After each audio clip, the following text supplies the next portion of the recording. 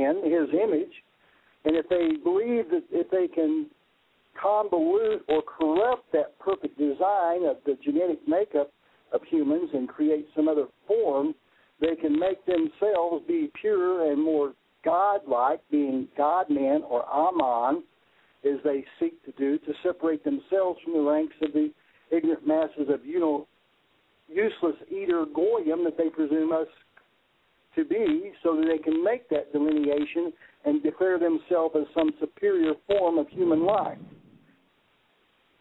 Chris, my research took me down that exact same path, and you probably ran into the little Hubbard guy, M.K. Hubbard, who came up with this concept of a technocracy in the 30s, and he's the guy who came up with the concept of the bell curve for peak oil as well. Well, the bell curve for schools to assimilate the masses in a more competitive, well-feeling environment. It's all about how you feel, not how you actually perform these days. Right. Also, there was Buckminster Fuller was another key operative. Madame Blavatsky of the Theosophical Society. You've got Hegel of the Hegelian dialectic, was part of that same Frankfurt, Austrian, Tavistokian schools.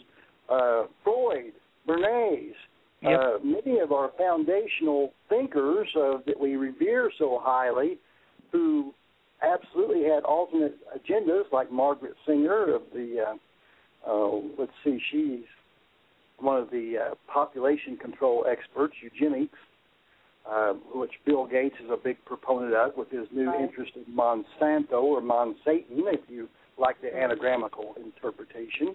Right.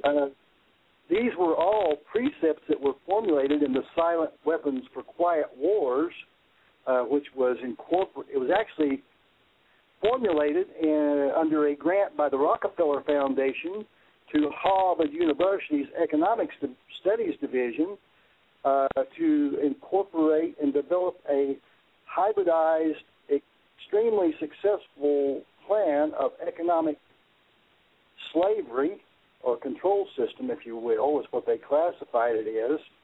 And they needed the World Wide Web, the Internet, the fishing net for men, or the worldwide spider's web of ensnarement for all humans to be able to get on that net so they could get an accurate perspective of the human attitudes and ideologies that are generally permeating society, so that they would know when they were ripe or well done to be harvested into the new world order of communist slavery for the production of the elitists.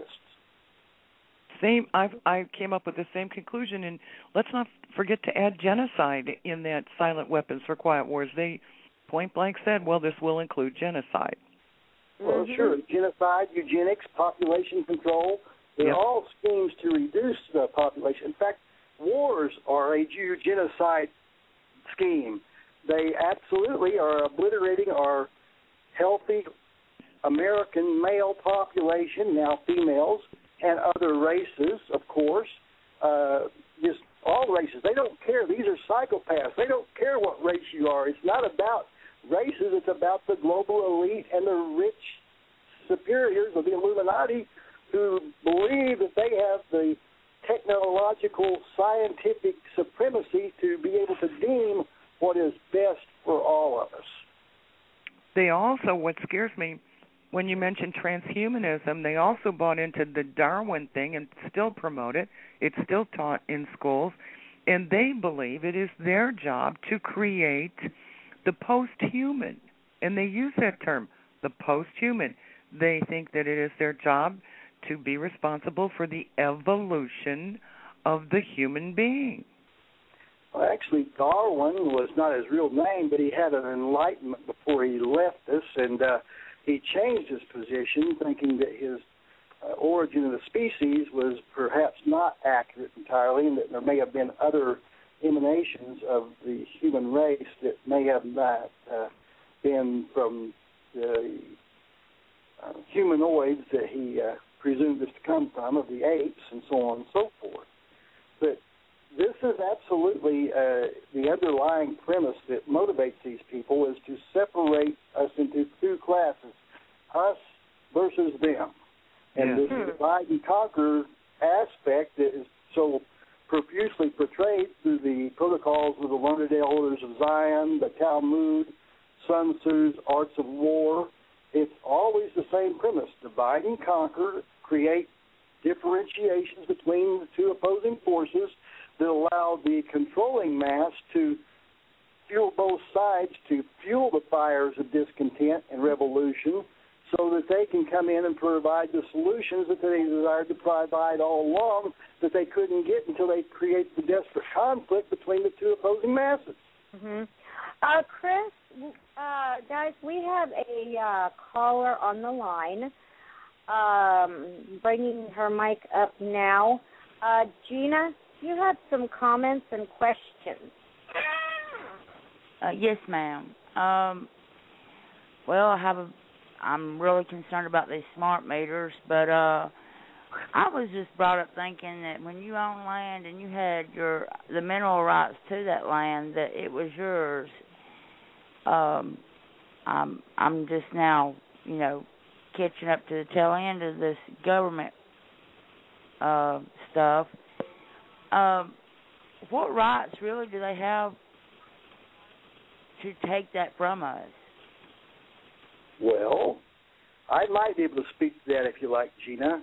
Yes, sir. First and foremost, there are many different ownership states of land.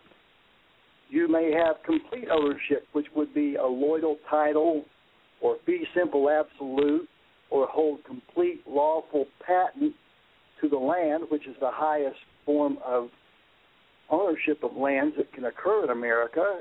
There are a couple of cases. Chisholm v. Georgia is a great one if you really want to learn about the original concepts of land ownership in America, being devoted to an agrarian or farm-based society to be able to provide the food sources for the masses. Secondly, they also have what's called the divided estate, whereby one ownership exists on the topical above-ground rights of land, and many other entities may own the subsurface land, mineral, oil, and water rights, which frequently occur in relation to railroad grants of land, which they may have been sold off or transferred later on. Oh, okay.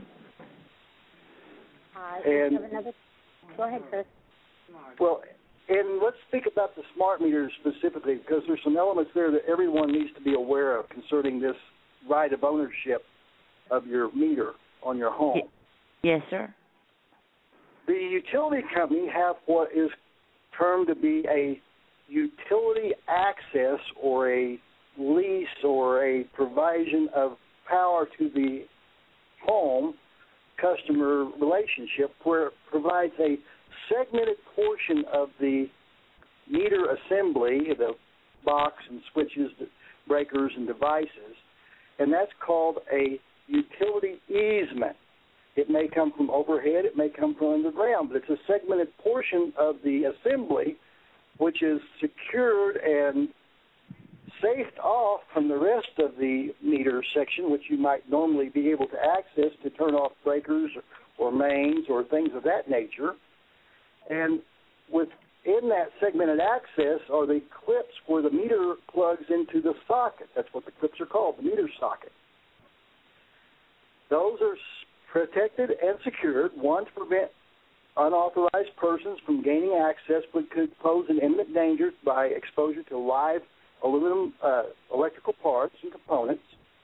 Yes, sir. Also to preclude the theft of power without paying for it from the power company that provides it. Right. Okay, and that easement we can't opt out of the smart meter deal, right? Well, that's not entirely so. There are many movements afoot and many organizations that are fighting this criminal cabalistic conspiracy to invade your private property, your space, to steal your private information, and to be able to control your lives and provide intelligence for you for other entities to seek to use as they may choose to do so, and possibly to use the power line carrier technology to send other forms of signals of perhaps psyops or mind control or other aspects of military experimentation for any reason they choose to deem needy.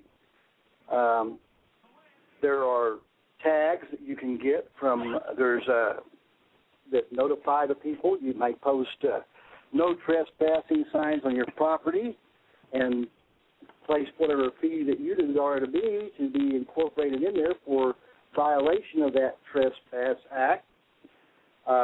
You must notice them by communicating with the power company of your intent not to accept the smart meter.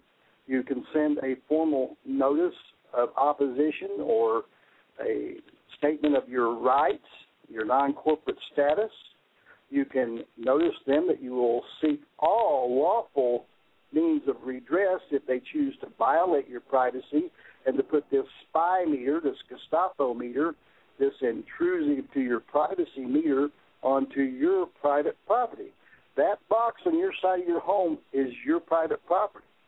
It does provide the utility an access corridor, that utility easement, to the bottom side of those power clips, which is also secured to the top side by a locking ring to protect their interest and protect you from hurting yourself if you're not a competent electrical professional. Chris, I have a question for you on this topic. We have a Public Utilities Commission in Ohio. It's called PUCO. And when I looked at their website, they claim on their website that they are, and they're appointed by the governor, that they are responsible for providing safe, affordable utility service. Public Utilities Commission of Ohio. Is there not a way, if they're making that statement and they're appointed by the governor, to hold them responsible for approving? They haven't approved the smart meter system yet in Ohio, to my knowledge. They claim that they're still testing it. Is there not a way to hold these utility commissions liable for the harm that is caused on the population by these meters? Well, we're back to fiduciary, aren't we? Honey, you should ask, because I am fighting that very battle against that very Soviet-style Politburo that's been of commissars or commissioners who have been positioned and appointed by the chief executive of the state to purportedly protect our interest, although they seem to be particularly rubber stamping and in bed with and perhaps fiduciarily associated with the utility that they are purportedly supposed to protect the people from. Good, let's go for it. Okay. I'll help. I did, in fact, service the council at a recent PUC meeting, which I was ejected from for uttering a one-word objection to a lie that was put forth by one of their purported experts, claiming that the analog meters were predisposed to operating slowly and inaccurately after a very short time because of dirt or other reasons.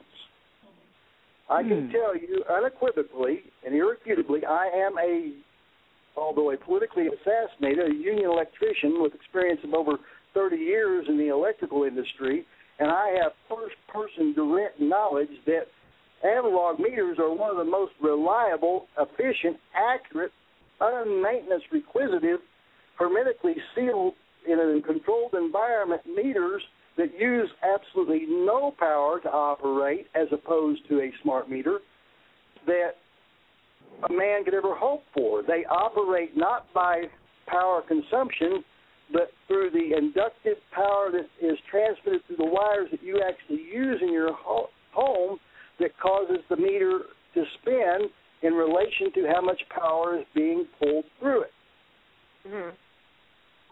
Well, now, the whole foundational premise that they are using to gain the special advantages of the fiduciary rewards provided to the Department of Energy, to the power companies, by the Department of Defense.